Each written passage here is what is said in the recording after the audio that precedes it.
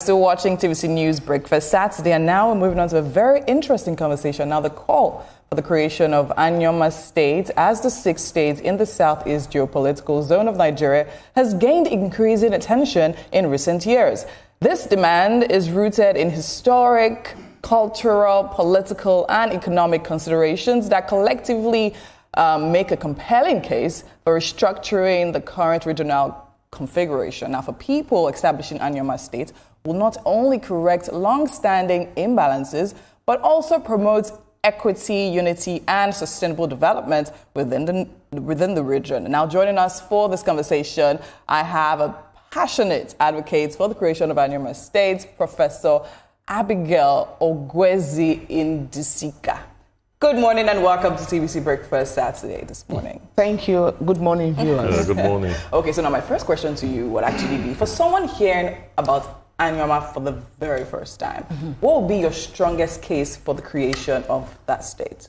Okay, I think that we approach that first from our political history. From the time of Western Nigeria, Eastern Nigeria, and Northern Nigeria, where we had the two regions, we're been always referred to as Igbos, Western Igbos. We moved on to Midwest, we were referred to as Midwestern Igbos. Again, we had Bendel State, we were referred to as Bendel Igbo. Presently, in Delta State, 5 ethnic groups were gazetted. 1, Isoko. 2, Urobo, Ichekiri, Ijo, and Igbo. So we have been known as Igbo all the while. Now, when you remove the historical past, you also have to talk about linguistic affinity. I come from Ndokwa land. In Ndokwa, the parts of the body, from your head to your toe, is the same thing with Eastern Nigeria. So the languages of Delta North Senatorial District that comprise the Anioma people, it's actually mutually intelligible with Igbos. In fact, experts look at the languages and they are all genetically related. And therefore, it's time for us to live and stay with our kids and kin in Eastern Nigeria. Because some people have actually suffered some form of, they call it identity crisis. So, but thankfully, the Gazette, the current law of Delta State, recognizes Igbo, that's the 5th ethnic group. So we don't need any other justification for us asking to be the 6th state, you know, in the southeast geopolitical zone. Very interesting there.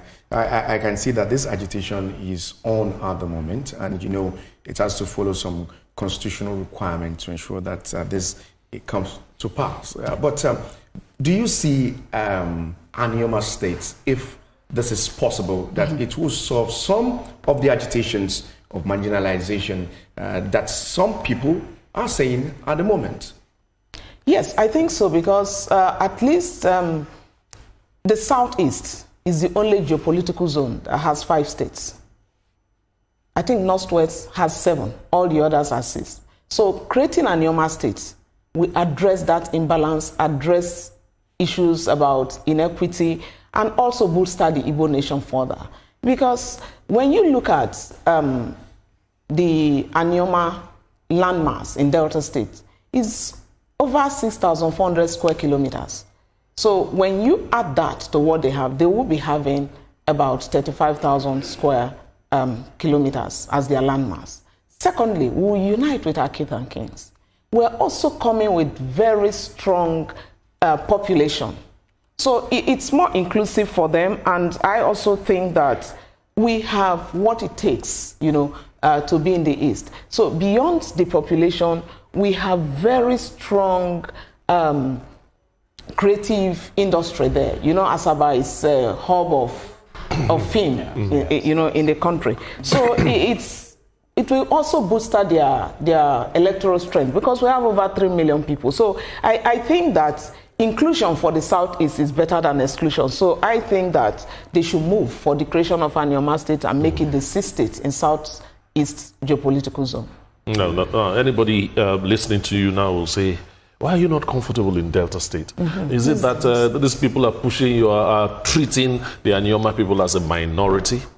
Number two, we have the River Niger there, which I think is one of the reasons why the Anioma people are in Delta State. And number three, we have not talked about the political significance of creating this Anioma State. Could you touch on those? Well, I think that the river shouldn't be an issue. I don't know if you have been to Nimbe in River State. Yes, I have. There's one small river that crosses the two places. So I think even within different states, you have rivers across. So there's no big deal. Our people trade easily at Onitsha. Yeah. Onitsha is a major market there. So issues around a river or no river, I don't think that justifies the exclusion. And I think that it's stronger for Southeast to actually get the Anioma people on their side because it will make them bigger. So expansion is better than having the status quo. What about the feeling of the minority feeling that the Anioma people have? Do you guys have that feeling at all? Is it one of the reasons why you want to identify more with the Southeast? I think that we have that affinity. So our culture resonates with the culture of the Igbos. Yes. And people have classified us across. Yes, as Igbos. As Igbos. So I think that it's just a good time for us to seize the moment, and go to where we belong. Okay. So I think Mr. Thomas is feeling a bit rejected. Rejected? Yes. No. That's, I asked her 3 questions. She's just giving me answers to 2. Let's look at the political side. If a state is created, some people that were disadvantaged politically become advantaged. Are we looking at that as an incentive? How do you mean? Okay. For example, as Delta State, the quota system, the political heavyweights and all that, are the way they are now. But if Anioma State is created, some people that were playing local government politics might find themselves playing state government politics. Absolutely. Yes. Is that a consideration? Well, it's not the major consideration. But it is one of the considerations. You have better representation. Governance will be closer to the people. State creation, take it or leave it, brings governance closer to the people. Imagine if we're still having northern, eastern, and western Nigeria till now. What will happen? So I think it's a win-win for everybody. Both the Southeast and even the remaining part of Delta State. Because attention will be focused on the new capital for Delta State, because I think Asaba will remain our capital, for Anioma State. So, there will be improvement, because they'll begin to create structures in those places. Our people will have better representation. Because if you have about 3 senatorial districts, you have 3 people at the National House, speaking for the people. So they could get more toward getting more closer to the grassroots. So governance will get closer to the grassroots. So I think it's a win-win for everybody. In fact, it will enhance participatory democracy, if I have to use that expression. So I think that state creation is good, and Anioma is even the most viable. Remember, this agitation has been long. Yes. It's over 70 years. So it's the oldest request, in terms of state creation. And I think now is the time for both our leaders in Delta State and the Southeast people to see the reason why Anioma people should join Southeast. And that should be the state that should be created, because it's the oldest agitation and we're economically viable. The oil multinationals are there. We produce over 200 barrels of oil per day.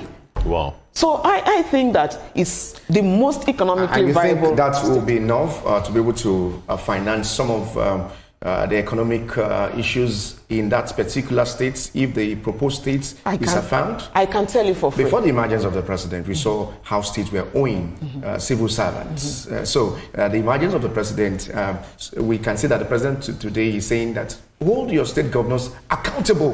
The grassroots are accountable. Do you think that if Anioma State is established, the state will be viable enough to be able to meet the needs of the people? Extremely viable. I can tell you. Agriculture were very strong. Oil production were strong. Creative economy, very strong. Sports, you know, JJ Culture, Lise, and what have you, were very strong. So I think that, in fact, trade and commerce were extremely very strong. So agriculture, you know, we're strong. So I think the state has all it takes, and Anioma has all it takes to be a state. Human capital. I'm here speaking to you. I'm a professor. And there are several diverse people, professionals all over. So we have the human capital, we have the natural resources, we have quality trade.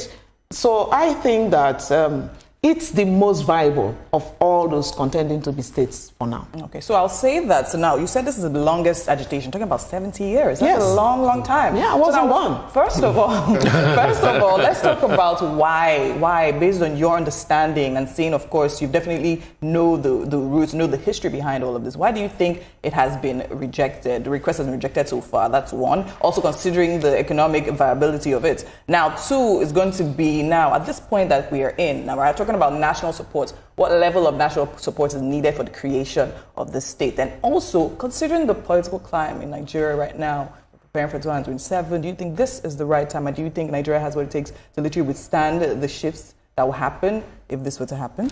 Well, I think the momentum is very strong. The National Assembly, they are desirous of actually addressing the inequity in terms of state creation, in terms of number of states in a geopolitical zone. So, and the momentum is to make Southeast have the 6th state. So the political will is there. Is it about the numbers? How do you mean? To make it 6 states in the Southeast? Yeah, because all other geopolitical zones, if we're talking about equity and fairness in a country, all other geopolitical zones have 6 and one has 7 and another one is having 5. It's, I don't think that's, if we're really talking about, you know, fair representation, equity in treatment of different regions of the country. So I think that what the government is doing is right. And I maintain that Anioma State is the most viable of all the states. Not just being the most viable, it has the longest history of agitation. So I think that we should deal with these things layer by layer. All right. And so it's our time. It's the time for Anioma. I'll collect the answers to my question behind the scenes as we weren't able to answer them. It's fine, but right now we actually have to go. Thank you so much for being here with us. Of course, we're actually looking and praying with you with regards to this request. Thank you so much. Professor Abigail Ogwezi Ndisika. Thank you. Thank you for having me on your show. All right. So we'll be taking a quick break right now. When we come back, there's so much more still happening right here on TV.